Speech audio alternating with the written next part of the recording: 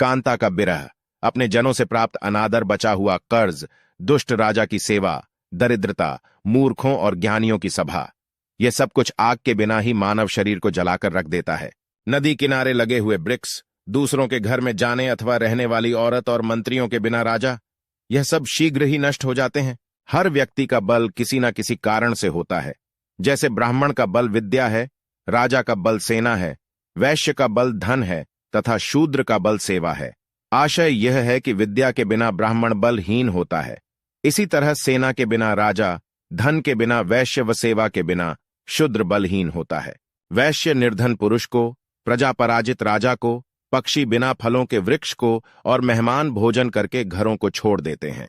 ब्राह्मण दक्षिणा लेकर यजमान को, शिष्य शिक्षा प्राप्त करने के पश्चात गुरु को त्याग देते हैं और पशु जले हुए जंगल से दूर भागते हैं।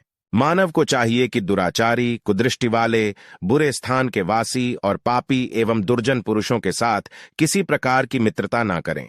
प्यार सदा अपने से बराबर वालों के साथ करना ही उचित माना गया है और नौकरी राजा की ही उत्तम मानी गई है। कमाने के लिए सबसे उत्तम व्यापार और उत्तम गुण वाली नारी घर में शोभा देती है। दोष किसके कुल में नहीं होता, बीमारी ने आज तक किसे नहीं सताया, दुख मुसीबतें किस पर नहीं आई, सदा सुख भी तो कभी नहीं रहता। इंसान का चाल चलन उसके कुलशील का परिचायक है। उसकी बोलचाल उसके देश को, उसका मान सम्मान उसके प्रेम को और शरीर की बनावट उसके भोजन को प्रकट करती है। कन्या के लिए सदा श्रेष्ठ कुल का बर ही तलाश करना चाहिए। शत्रु को सदा कष्टों और मुसीबतों के घेरे में जकड़े रखना चाहिए और मित्रों को सदा धर्म कर्म के कार्य में लगा देना चाहिए। जब दुर्जन और सांप आपके सामने हो तो इसमें से जब एक को चुनना हो तो सांप दुर्जन से अच्छा होता है, क्योंकि सांप तो काल के आ जाने पर ही काटता है, किंतु दुर्जन तो पग पग पर नुकसान पहुंचाता है। राजा लोग सदा यही प्रयास करते हैं कि उनके पास बुद्धिमान और कुलीन लोग रहे, क्योंकि वे उन्नति और अवनति, दुख और कष्ट, हार और जीत होने पर भी अर्थात किसी भी वक्त में साथ नहीं।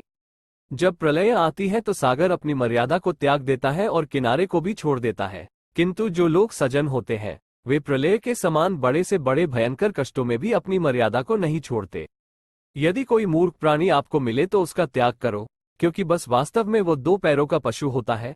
ऐसा प्राणी वचनरूपी बाणों से मनुष्य को ऐसे बिंधता है जैसे रास्ते का कांटा शरीर में चुभकर उसे बिंधकर एक दर्द पैदा करता है।